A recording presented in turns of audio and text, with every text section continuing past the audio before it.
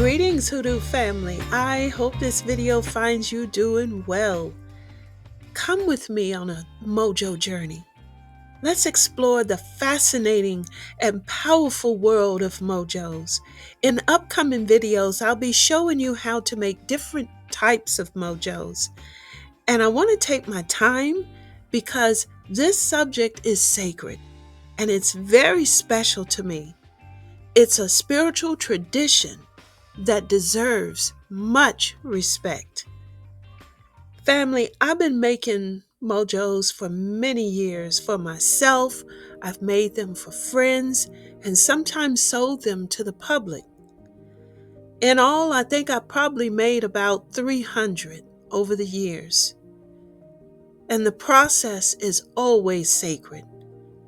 But one thing I've noticed, every time I make a Mojo, it unlocks some sort of truth, wisdom in my life. Truly humbles me. I started out making them out of necessity. As a single mother going through many hardships and challenges, didn't have no one to turn to, no one to lean on, nobody to call on. I needed a helping hand, and that's how my journey with Mojos started. Now, maybe you are going through hardships right now. Maybe you're having some challenges in your life.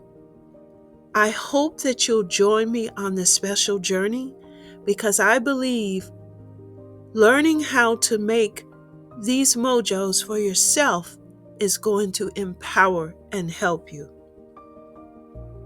Now, I'm bringing this up because I think it's time for Mojos to rise again amongst our people. We are living in uncertain and very strange times. Now, our ancestors, they came to view Mojos as more than a traditional African spiritual vessel. It was more than a Nikisi. Here in America, they came to see a Mojo as a helping hand from God and the spiritual realm. And during slavery, people relied on these unseen hands to help them. And that's why, especially in the South, where I'm from, a lot of times you hear people call a Mojo a hand. And I'm going to call it a hand moving forward throughout these videos because that's what I'm most familiar with. You've got two strong, powerful physical hands that God gave you. But when you own a Mojo or a hand, you have that third unseen hand that will work for you behind the scenes, opening doors, closing doors where it's needed, bringing surprise blessings, turning things around and helping to resolve or cure situations in your life. Family, I've been making hands for a long time, and I have several different types that I use when needed. And I'm going to show you how to make a few of these one at a time. Now, here are a few facts about hands that are not widely known. The two most powerful things about a hand is the spirits and materials that is used to empower it, and how well it's been bound or tied to its owner. Remember this as we move forward. One of the biggest downsides to owning a hand is whatever happens to it happens to you because it's tied to you. It is a living spirit, so it does require care. It requires attention. You have to feed it. It comes with great responsibility. And I say all that to say this. Think twice before you decide to make one if you are not a responsible person.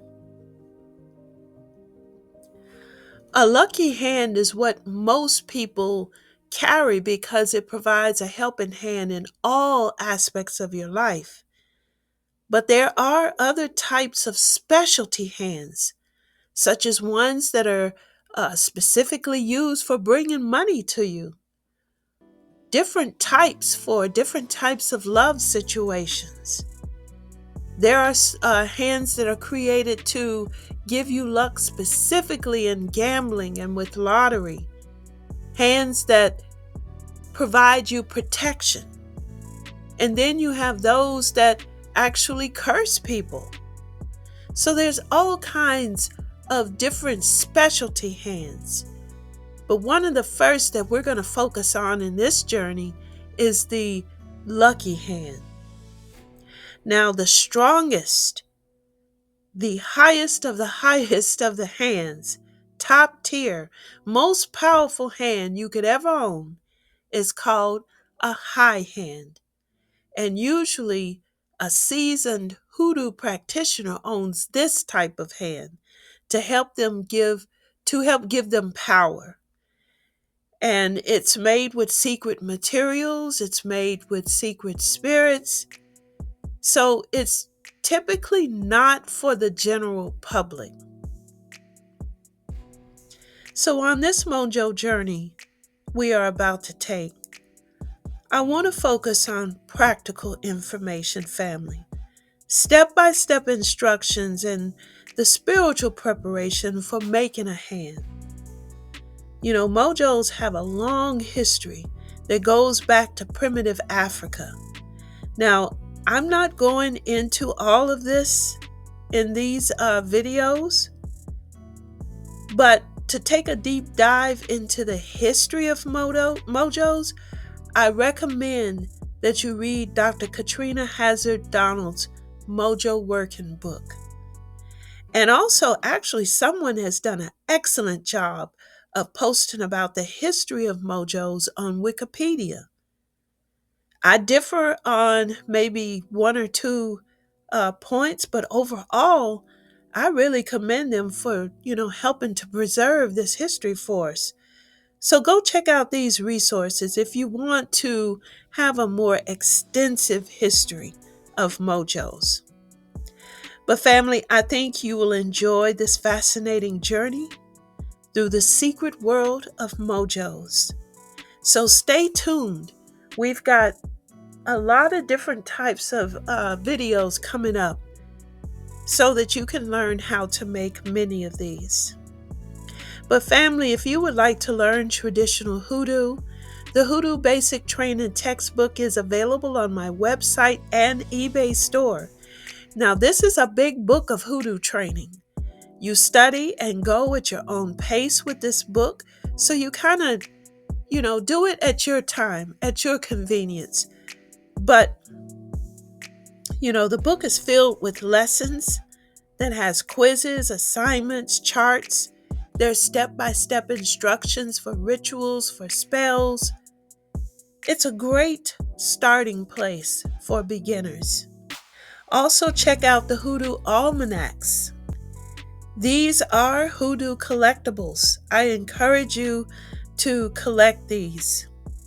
They have practical information that you can use for any given year. So they're not just specifically tied to a year, although I do have predictions in there for each of the years.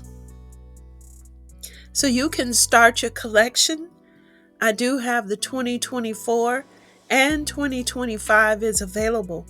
2026 will be coming up this fall of the year. But family, thank you for joining me. Thank you for subscribing. And thank you to all of the visitors who drop by. You are always welcome here in this hoodoo space. I will see you in the next video because I'm excited about this journey, but just wanted to get started with this video to kind of manage expectations.